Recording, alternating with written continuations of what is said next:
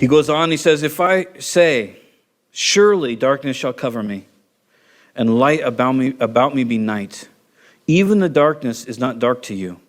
The night is as bright as the day, for darkness is as light with you. And this is interesting because darkness is very disorienting, right? 80% of people that die in fires, they die about 15 feet from the door, or a point of egress, whether it's a window or a door. And they typically die. There was a fire in the 70s. There was a carpet warehouse fire, and 15 firefighters died. We had to study it a bunch when I used to be in the volunteer department. And so you study that one a lot. Because 15 firefighters died in one carpet warehouse. And they all died. The farthest one away that died was 10 feet from the door. And what happens is, you do all this crazy training. One of the trainings, it's like one of the worst training nights there are. You put all your gear on, which is fine.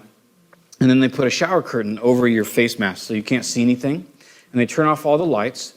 And you basically follow, the way the hoses connect, it's kind of a funny saying, but it's bump, bump, smooth. And what it is there's these ridges, or, I'm not sure what you'd call them, on the hoses. And so you feel a bump, and you feel a bump, and then the other part of the coupling is smooth. And so you have to feel your way out. So you kind of follow this hose. Well, it's not just like a straight hose to the door. You have to go through all these different, you go up a ladder and down a ladder, and you do all the lights are off so you can't see anything, and you're breathing air, and you have to go through some really tight spaces. You go through, for example, so back in the day when I put my gear on, I weighed 335 pounds with all my gear on. And even though I'm incredibly skinny, it could be difficult to get through some of those obstacles. So we had to go through like an 18-inch culvert, right? And in the 18-inch culvert, for me, and most of the guys I knew, you can't reach your hands back. So once you're in it, you're using your fingertips and your boots to kind of scoot you through this culvert. And the reality is you can't reach your face mask most of the time. So if you run out of air, you're just going to die. That's just the way it is. But the whole thing is it's incredibly disorienting. You have no idea where you are. The only thing that you can hold to in this case is this hose, right? If you lose the hose, you're done for. And so, yeah, you're hosed. Or not hosed, I don't know. I'd have to look at the math on that. But the point is this. So David's making this point. He's saying, look, even when I'm in my darkest day, even when I'm disoriented, even when I can't even see what the right thing to do is, even when I'm scared, even when it looks hopeless, think of all the things that dark represent to us. He goes, it's nothing to you. You see right through it. Sometimes we create our own darkness, and sometimes people create darkness for us, right? But the reality is, no matter how dark a day gets, no matter how sightless or disoriented we are, God is not disoriented. He's not confused by it. He's not wondering how you're going to get out of it. And so, every piece of imagery we have here is that we cannot flee God's presence, and He will pursue us to the end because He loves us, because He cares for us. And no matter how dark we've made it, if we've turned out all the lights, if we've made sure there was no light around us, and we've separated ourselves from anyone who could possibly have light to shed on our situation, if we rejected everyone around us that shines with the light of Christ, He still sees us. He's still working. He's still guiding. And David is saying this. Have you taken anybody's woman and then killed him recently? I mean, I know we're not supposed to compare sins, but I mean, honestly, anybody done that recently? Don't raise your hand if you have. I don't want to deal with it. But it's like, I don't think any of us are, though. The point is just this. You could go to that extreme, and God has not forsaken you. You could get people killed that didn't deserve to be killed, and God will not forsake you. And that makes us mad sometimes, only when it's for other people. When it's for us, we're like, oh, heck yeah.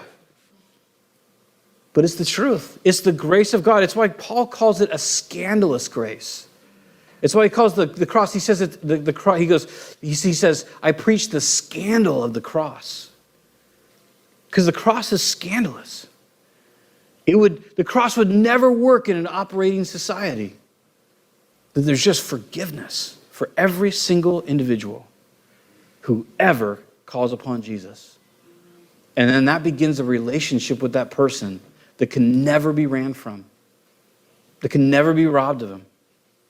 It's incredible. This grace that we have in Christ. He goes on in verse 13, he says, "For you formed my inward parts, you knitted me together in my mother's womb. I praise you, for I am fearfully and wonderfully made. Wonderful are your works." Same word, intimidating, incredible, unthinkable are your works. My soul knows it right well.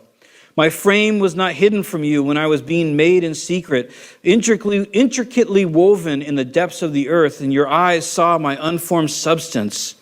In your book were written, every one of them. The days that were formed for me, when as yet there was none of them. Now this is interesting because David's pointing out, he's saying, look, when I was an embryo, when I was being formed, you not only you took part in that. He says, you knitted me together. And here's the thing. I have never personally knitted. It looks way too complicated to me. But my daughters, I'll be honest, I don't know what the difference is between knitting and crocheting. So forgive me ahead of time. I think one has like a hook and a needle and one has like 2 needles or something like that. But all I know is this. When I've observed the ladies in my house do it, and it kind of comes and goes in waves at our place. We've kind of been waning for a while, but who knows? I don't know. But when I've observed it, it's pretty intricate, right? Because again, forgive me, I'm making an illustration of something I'm ignorant to, but it's like they do this, right? Sorry. I'm not minimizing it because it's very intricate. So I'm not minimizing what's happening. But they're doing this, and sometimes it's going so fast, it's like crazy. It's like around the loop, pull the loop, around the loop, pull the loop. I think there's loops. That's all I know. There's loops, and you pull one, you go around another. So that's what I got. But what's incredible is they'll be doing it, and then they'll go, and then you're like, I have to pull this out, because something went crooked. I mean, it's probably only happened once in our house, I'm sure, but it happens, right? But it's this incredible thing that takes place, the knitting. And so that's what David uses. He says, you knit me together. You have to look at knitting. You have to look at the loops. You have to circle the loops. Whatever you do, but you have to do that. It takes brain power. It takes consideration. And then if you do anything fancy like extra colors or something that's not a square, there's all this other stuff. And so here David says, when I was in the womb, you were knitting. And obviously that's allegorical. There wasn't like a little mini Jesus in there like, putting you together.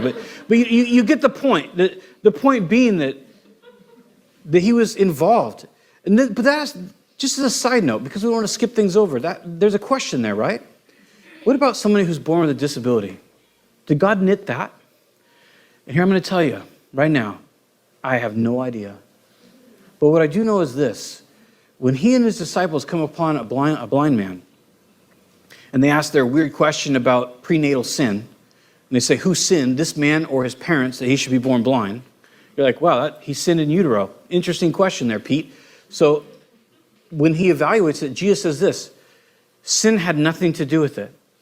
He said, this guy didn't sin, and neither did his parents. He said, this guy was born blind so that God's glory could be manifested through him. And I think that's important. I don't know how God works everything together for good. I don't know how that works. It's too wonderful for me. But I know this, there's no disability that a person could be born with, even a baby who lives for a couple days, that there's not some reason, some way that God could get glory in that. And glory, remember, it's good opinion. That's what it means. There's some way that in the most tragic of situations, even with a child, to be able to look at God and say, what do you want me to learn from this? Even if it's just to go through the grief, to find supernatural comfort in that grief. Or the grief to be able to come alongside someone else who maybe couldn't handle it like you could and say, it's going to be okay. So it's important that there's always outliers. Well, did God need it? Did God need that? I don't know. But what I do know is any human being who calls upon the name of the Lord will find his glory. They'll find his good opinion. They'll find who he really is.